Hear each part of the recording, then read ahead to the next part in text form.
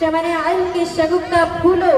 ये थी इस मदरसा की तालिबा आका रहमान, जो आपके सामने बहुत ही बेहतरीन अंदाज में इल्म के ऊपर तकरीर पेश कर रही थी। अय्युहल हुजूर, अलआन फउनादी खतीबत अस्सानिया सुमैया परवीन बिन्त मोहम्मद हुमायून मिन अस्सफ़ अस्सनति अल-खामिसति मिन अल-आलिमा अलल मौज़ू अल-कुरआन अल-करीम अन तहज़ुर अमाम अल-माइक्रोफोन व तुल्क़ी खुतबतन वजीज़तन अमाम अल-मुस्तमिईन वल-मुस्तमिआत।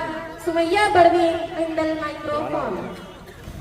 अस्सलामु अलैकुम व रहमतुल्लाहि व बरकातुहू।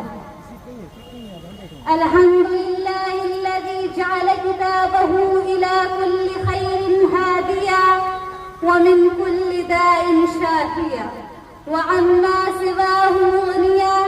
अशहदु अन ला इलाहा इल्लल्लाह वहदहू ला शरीका लह व अशहदु अन्न सय्यदना व नबिय्यना मुहम्मदन अब्दुहू व रसूलुहू सल्लल्लाहु अलैहि व अला आलिहि व अस्हाबिहि अजमईन। अम्मा बाद, क़ाल अल्लाहु तआला इन्न हाज़ल क़ुरआन यहदी लिल्लती हिय अक़वम व युबश्शिरुल मुअमिनीना अल्लज़ीना यअमलूना अस्सालिहाति अन्न लहुम अजरन कबीरा व अन्नल लज़ीना ला यु'मिनूना बिल आखिरति अअतदना लहुम अज़ाबन अलीमा। सदक़ल्लाहुल अज़ीम। असातिज़तिल अजिल्ला व ज़ुयूफ़ुना अल-अहिब्बा والطالبات الأعزة والحاضرون والحاضرات، أنا سمية परवीन बिन्त मोहम्मद हुमायून المحترم أنتمي إلى قرية يسراها في مديرية دربنجة بولاية بحار الهند، الطالبة في الصف السنة الخامسة من العالمة في هذا المعهد. حديثي معكم اليوم القرآن الكريم. يا أمة القرآن، إن القرآن الكريم هو أول مصدر من مصادر الشريعة الإسلامية ومعجزة الإسلام الخالدة، وإنه نعمة باقية وعصمة باقية وحجة بالغة ودلالة دامغة، وهو شفاء لما في الصدور والحكم العدل عند مشتبهات الأمور، وهو الكلام الحق الجزم والفصل الذي ليس بالهزل. ظهرت بلاغته الألباب وظهرت فصاحته على كل مقول. قال تعالى: قل لئن اجتمعت الإنس والجن على أن يأتوا بمثل هذا القرآن لا يأتون بمثله ولو كان بعضهم لبعض ظهيرا. أيها المستمعون والمستمعات، إن هذا القرآن أنزله الله تعالى في هذا العالم ليكون منهج حياة هي خير حياة وأسعدها، ومرشدا إلى سبيل هي أقوم سبيل وأنجحها، يهذب النفوس ويزكيها ويقدم الأخلاق ويعليها، يقود من اتبعه إلى سعادة الدارين وينجيه من شقاوة الحياتين.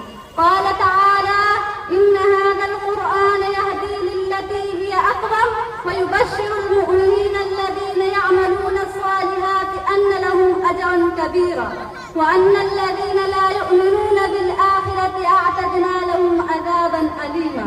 وقال: إن هذا صراطي مستقيما فاتبعوه ولا تتبعوا السبل فتفرق بكم عن سبيله، ذلكم وصاكم به لعلكم تذكرون. أيها الحاضرون والحاضرات، إن القرآن الكريم هو محور الأمة الإسلامية وقلبها النابض الخطاء ومرجعها الأم الأصيل ومهرجها المؤثر الفعال.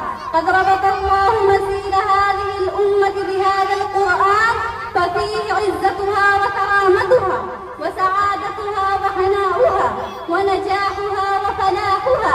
لقد جاء في الحديث عن عمر بن الخطاب رضي الله عنه قال: سمعت رسول الله صلى الله عليه وسلم يقول: إن الله يرفع بهذا الكتاب أقواما ويضع به آخرين، فمن قدر هذه النعمة العظيمة الجليلة حق قدرها وقام بالقرآن آناء الليل وأطراف النهار وطبق أحكام أحكامه ونفذ قوانينه على حياته فهو فائز بسعادة الدارين. ومن تغافل عن هذا القرآن حجة عليه، ذلك هو الخسران المبين. فعلينا أيها الإخوة والأخوات أن نعمل بما جاء في القرآن ونجعله دستورا لحياتنا الفردية والجماعية، ونسلك على دربه ومنهاجه ونعيش وفق هدايته.